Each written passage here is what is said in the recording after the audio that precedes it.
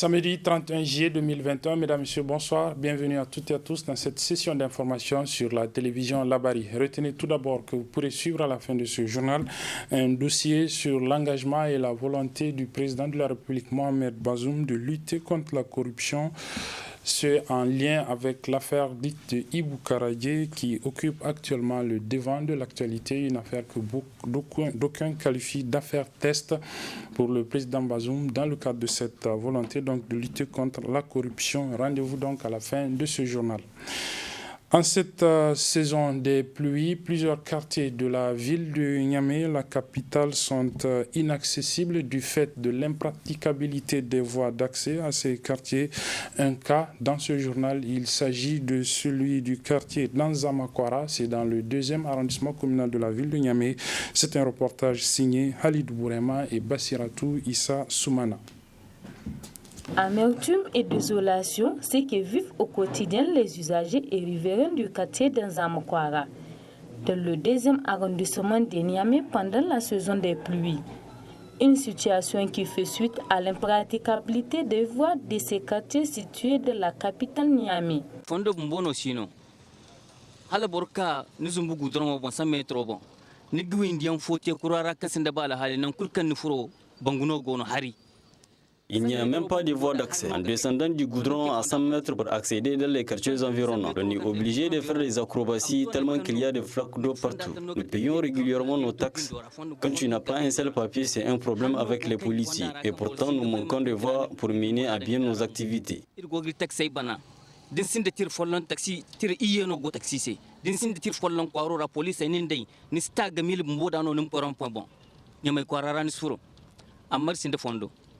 Zani fur harradin koy garage problème non c'est wato kurkake ne wakili ato wallahi masala yani ruwa mota wato kurkurti bien gani go hepi gote harde. À chaque saison de pluie, nous avons des problèmes. Les voitures sont bourbes et en plus des eaux stagnantes, il y a l'odeur des caniveaux qui nous dérange, sans oublier les moustiques qui causent le palu à nos enfants.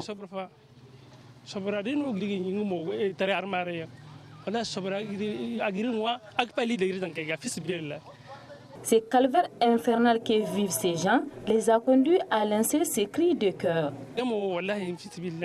Dans cet endroit, nous avons vraiment de problèmes. Nous voulons que les autorités prennent des dispositions et nous viendront en aide.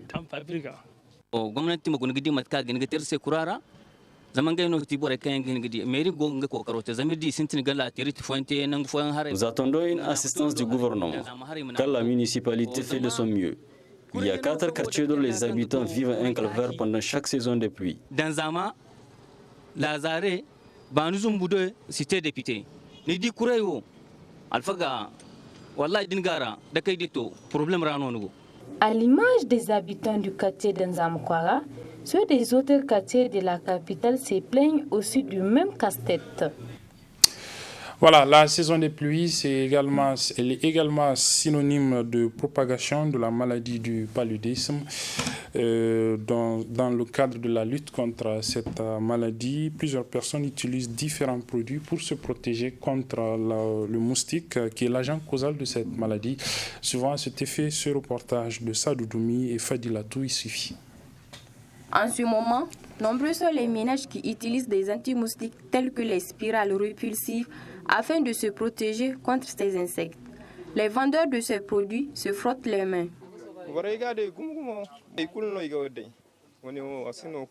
Les gens viennent acheter vraiment. Ils achètent toujours, en plus c'est moins cher. Cependant, certaines personnes trouvent des inconvénients à ces produits, notamment la fumée qu'ils dégagent. Moi, je n'utilise plus ce produit car ça me provoque le rhume.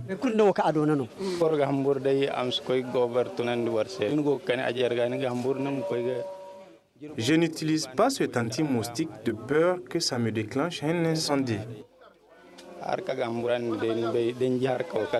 Le médecin dresse le mode d'utilisation de ce produit. En les utilisant d'abord, tout ce qui est alimentaire, qu'on arrive à les mettre à l'abri, il faut les fermer avant de mettre. Et une fois aussi mis, il faut que les humains se mettent à l'abri Vous voyez, surtout sur certaines bouteilles, c'est écrit au moins 15 à 20 minutes après pour pouvoir accéder à l'endroit. Parce que si tu ne respectes pas ces mesures, ça devient nocif pour la santé, surtout pour l'appareil respiratoire, pour l'inhalation. Si c'est de trop, ça peut créer des pneumopathies vraiment lésionnelles. Et ce qui n'est pas bon, ça peut engendrer jusqu'à l'OAP lésionnelle qui peut aller vers la mort, on ne le souhaite pas.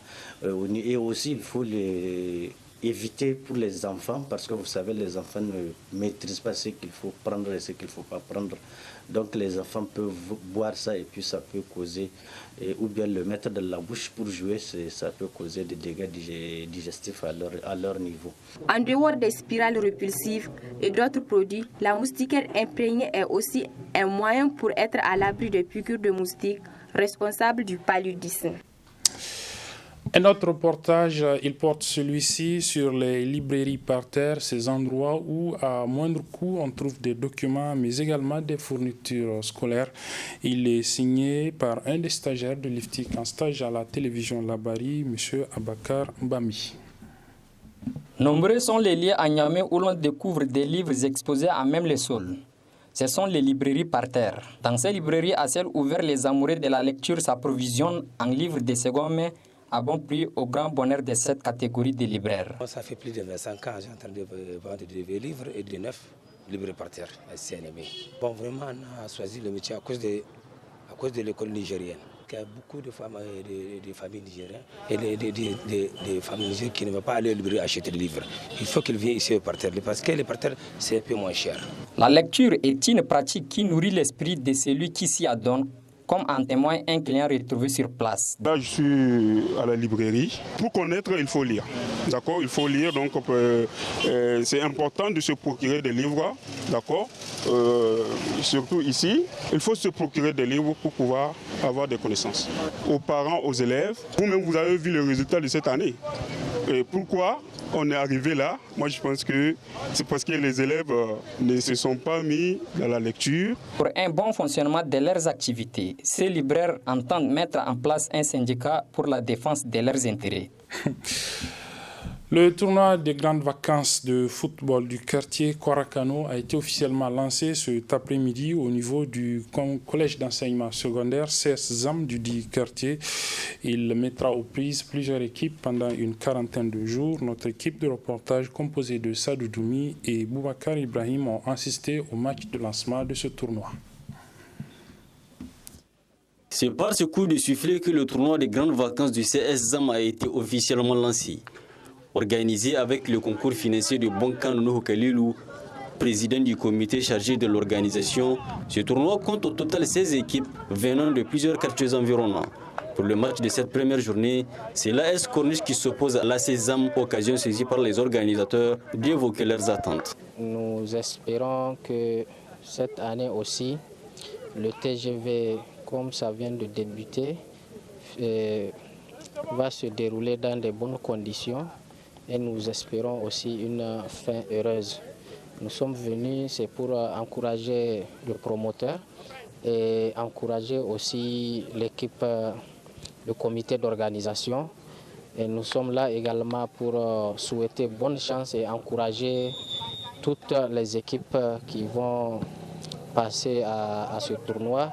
Et nous sommes venus pour souhaiter bonne chance et que le meilleur gagne. Apporter un plus quant à la consolidation des liens entre jeunes. Et ce tournoi de grandes vacances en est un exemple palpable. Et c'est pour cela que nous avons toujours été aux côtés du comité d'organisation et du promoteur que nous encourageons. Nous le souhaitons bonne chance et bon vent pour les éditions à venir. Nous avons enregistré la participation de 16 équipes pour ce tournoi et nous espérons que le meilleur va gagner.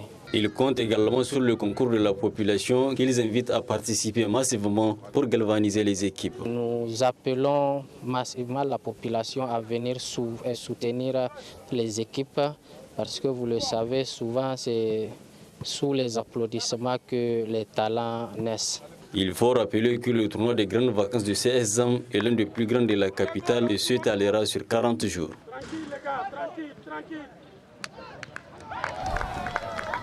Voilà, je vous le disais, le dossier du jour est consacré à la volonté affirmée et annoncée du président de la République, Mohamed Bazoum, de lutter contre la corruption. Un dossier test est là pour concrétiser et matérialiser cette volonté. C'est le dossier dit affaire Boubé Karadje. Je propose de suivre à cet effet le dossier signé par Hassan Saleh Mustafa. Très bonne réception et bonne suite des programmes sur la télévision. Farouche et je vais créer Vraisemblablement, le président de la République, Mohamed Bazoum, a déclaré une lutte sans merci contre les détourneurs du denier public, la corruption et l'impunité. Il l'a dit le 2 avril 2021 à l'occasion de son investiture et il le rappelle à chaque fois quand l'occasion se présente. Les délinquants économiques ne seront pas couverts par qui que ce soit. Le président de la République, Mohamed Bazoum, reste ferme sur cette position. Je voudrais dire clairement ici que quiconque a une responsabilité dans l'administration publique répondra désormais tout seul et entièrement de ses actes. Son parti politique, sa base entre griffes, sa famille et sa communauté ne lui seront d'aucun secours au cas où son comportement devrait commander une mesure coercitive à son encontre. Le deuxième grand problème de notre gouvernance réside dans la prévalence de pratiques de concussion et de corruption au sein de l'administration. La corruption prend diverses formes: pots de vin vulgaires, surfacturation, dépenses inopportunes, commandes fictives, commandes partiellement livrées, etc. De telles pratiques ont cours malgré tous les dispositifs administratifs et juridiques mis en place pour les prévenir et les punir. C'est pourquoi la meilleure façon de lutter contre la corruption est de sévir contre ceux qui s'en rendent coupables. Mon credo sera de miser principalement sur la pédagogie de l'exemple en ne tolérant d'aucune façon le principe de l'impunité. Ainsi, je serai implacable contre les délinquants parce que j'ai conscience du tort que porte la corruption au développement du pays. Elle constitue par ailleurs une grave source de discrédit pour un régime et comme tel, elle est un grand facteur d'insécurité. C'est donc un président de la République très engagé et très déterminé pour s'attaquer à ces pratiques qui n'honorent pas le pays. Lors de sa récente visite à Londres où il a pris part au Forum mondial sur l'éducation, dans un entretien accordé à BBC, le président de la République, Mohamed Bazoum, a une fois de plus réaffirmé cet engagement ferme et sans détour. Ma conviction à moi, c'est qu'il faut punir. Il faut punir pour lutter contre la corruption. Nous n'aurons jamais un État crédible qui ait un minimum d'autorité et de légitimité si nous laissons cours au comportement auquel les gens ont spontanément tendance à vouloir se laisser aller. C'est une bataille très dure que nous allons mener contre nous-mêmes, contre tout le monde. Je l'ai dit à mes ministres. La lutte contre la corruption au Niger est un combat qu'encourage la société civile nigérienne. Si aujourd'hui le président Bazoum s'engage à lutter contre la corruption au Niger, c'est une bonne chose. Mais il y a des choses que les hommes politiques disent, mais l'application c'est une autre. Donc nous, pour le moment, nous ne pouvons que entendre, nous ne pouvons que observer les actes du président Bazoum. En tout cas, il a du pain sur la planche.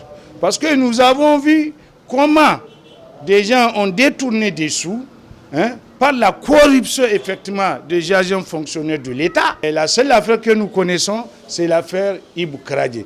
Mais l'affaire Ibou Karadje, il y en a 1000 affaires par rapport à la corruption, n'est-ce pas, de cette affaire de Ibou Karadje. Il y en a 1000. Donc, il faut qu'on commence à dépoussiérer les dossiers qui sont au niveau de la HADSIA, qui sont au niveau de la justice, pour qu'on puisse, n'est-ce pas, rendre l'État du Niger dans ce droit. Il y a un penseur chinois qui disait que si vous voulez détruire un pays, vous n'avez pas besoin d'envoyer des chars de combat, des avions de chasse pour bombarder ce pays. Non. Deuxièmement, il faut seulement détruire son système éducatif et implanter la corruption dans ce pays. Alors, ça sera un pays vaincu, un pays détruit. Et c'est ça que nous allons vivre si nous ne faisons pas attention. D'ores et déjà, un dossier sur cette affaire de détournement de plusieurs milliards de francs CFA, l'affaire Ibrahim Amadou, plus connue sous le nom de Ibou Karagé, est en cours d'instruction. Plusieurs personnes, notamment les agents du ministère des Finances et ceux du Trésor national qui seraient impliqués, ont été placés en mandat de dépôt dans les prisons civiles en attendant la suite de l'instruction. La question que beaucoup d'observateurs nigériens se posent, l'affaire Ibou Karagé ira-t-elle jusqu'au bout ou subira-t-elle le même sort que celle du ministère de la Défense nationale dont le dossier reste toujours sur le bureau du procureur de la République au tribunal de grande instance hors classe de Niamey?